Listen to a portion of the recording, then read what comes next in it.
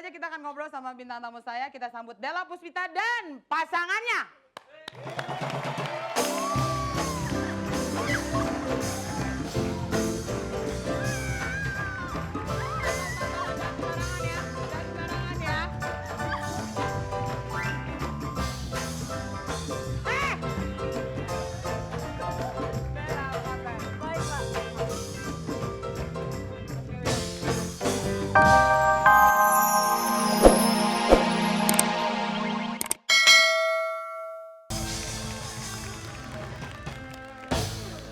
Diperdebatkan lagi ya Bu Elsa.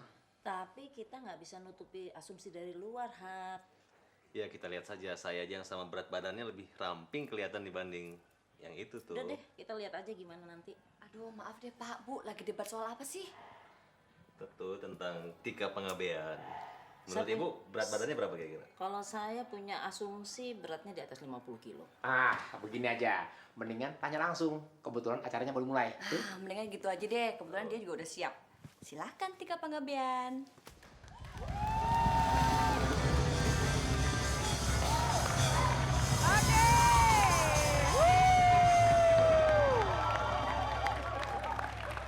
Ya, terima kasih, silakan duduk semuanya. Dan terima kasih juga ya Bu Elsa ya, sama Farhat ya. Makasih udah ngomongin berat badan gue jauh-jauh sekolah, tinggi-tinggi sekolah jadi pengacara, hanya ngomongin berat badan orang. Bete deh. Nanti saya panggil pengacara saya ya. Oke, selamat malam semuanya yang ada di studio. Apa kabar? Ya, dan tentunya juga Anda yang ada di rumah. Ya, kalau tadi kita lihat ada 2 orang pengacara top. Kira-kira mereka kesini mau ngapain ya? Yang pasti kita akan bicarakan seputar profesi mereka. Kalau kita lihat sekarang artis tuh di mana-mana ya, mau cerai pakai pengacara. Mau kawin pakai pengacara. Nggak mau ngomong sama wartawan pakai pengacara. Punya masalah? Nggak punya masalah? Semuanya pengacara. Kayaknya salah satu yang harus dipunyai oleh artis zaman hari gini selain make up adalah pengacara. Iya, dan untuk itulah kehadiran Bu Elsa Sherif dan juga Farhat Abbas. Kita akan ngobrol-ngobrol sama 2 pengacara top ini. Tentunya ada Kiwil dan juga Della Puspita. Apakah mereka pernah berhubungan dan berurusan dengan pengacara? Kita tanya nanti. Tapi buat yang di sini dan juga penonton di rumah ya, jangan khawatir kalau malam-malam dingin gini enaknya apa? Hangat-hangat gitu ya, digoyang-goyang hangat. Ya, saya punya seorang yang bisa dibilang adalah Shakiranya Indonesia. Kita akan dihibur oleh Lilis Karlina. Mbak Lilis, boleh desahannya sedikit Mbak Lilis? Mbak Lilis? Oh iya, aduh, dimintain desah dikasih kecupan ya. Dan selain itu kita akan menentukan di sini ya, teman-teman di sini akan menentukan siapa yang akan lebih handal berhadapan dengan Genghis Khan. Apakah Farhat Abbas sang pengacara atau justru artisnya Della Puspita? Teman-teman yang ada di studio punya 2 bendera, boleh diangkat? Ya, ada merah dan hijau. Seperti biasa merah untuk memilih wanita yaitu Della Puspita, sedangkan hijau untuk memilih Farhat Abbas ya. Siapa yang Anda inginkan untuk berhadapan dengan Genghis Khan, silakan Anda yang menentukan. Oke? Dan jangan kemana-mana sampai acara ini selesai. Dan acara ini akan segera kita buka dengan penampilan teman saya, Iwel.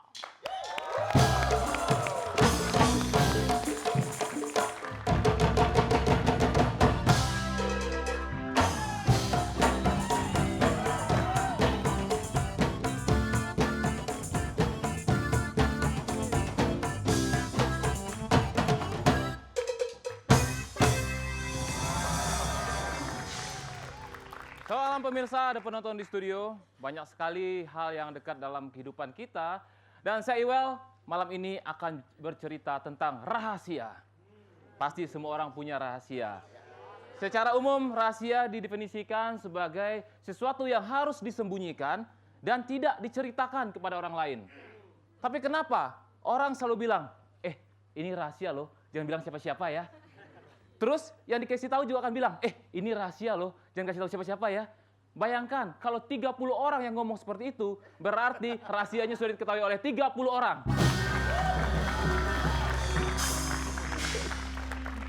Kenapa rahasia mudah terbongkar? Sebuah artikel mengatakan bahwa perempuan tidak terlalu pintar dalam menyimpan rahasia. Ada yang tersinggung. Kak, emang dia perempuan? Pria lebih pintar menyimpan rahasia. Namun kelemahannya, pria dengan mudah membuka rahasia kepada perempuan yang disukainya. Nah, sekarang siapa yang bisa menjamin kalau perempuan tersebut tidak menceritakan lagi pada orang lain? Pengalaman pribadi. Cuman Tik, ada satu rahasia yang tidak akan pernah dibuka oleh pria kepada siapapun, termasuk pada istrinya. Rahasia kalau dia punya selingkuhan. Itu sama dengan bunuh diri. Saya paling sebel kalau nonton iklan televisi yang menampilkan masakan yang lezat. Terus bintang iklannya ngomong seperti ini, mau tahu rahasianya? Bagaimana kita bisa yakin? Ya, bagaimana kita bisa yakin kalau itu adalah rahasianya? Sedangkan yang nonton televisi itu jutaan orang. Apa ini rahasia? Terus kita mencoba membuat masakan tersebut di rumah. Terus rasanya nggak karuan. Kita komplain. Yang bikin iklan bilang, nama juga rahasia, nggak semuanya dong dikasih tahu.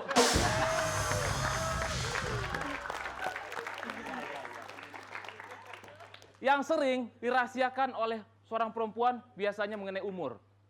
Kalau kita menanyakan umur kepada seorang perempuan, dia jawab rahasia, jangan ulang pertanyaan tersebut. Kenapa? Kalau perempuan ditanya soal umur, dia jawab rahasia, itu artinya, gua udah tua tau. Kalau nggak percaya, kita tanya Tika. Tik, umurnya berapa, Tik? 35, kenapa? Kenapa? Lo punya masalah sama umur gue? Dia terlalu bangga dengan umurnya. Pokoknya hal yang bersifat... Udah? Udah. Bilang dong. Ya, tepuk tangan buat Iwel. Awas, kalau lo sendiri umur lo berapa? Gua sekarang baru masuk 30. Sutra. Oke, pemirsa jangan kemana-mana setelah yang satu ini. Kita akan ngobrol dengan tamu-tamu saya.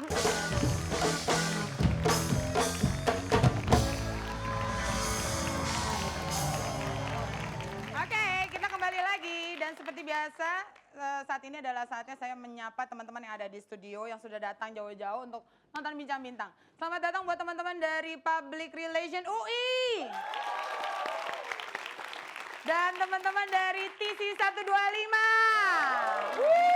Cowok-cowok duduknya di depan. Pasti mau nonton Lilis Karlina ya. Dan juga teman-teman dari Kestil alias Kelibur Estudante Timor Lorosai. Bener gua nyebutnya ya. Ya, dan sekarang langsung saja kita akan ngobrol sama bintang tamu saya. Kita sambut Della Puspita dan pasangannya.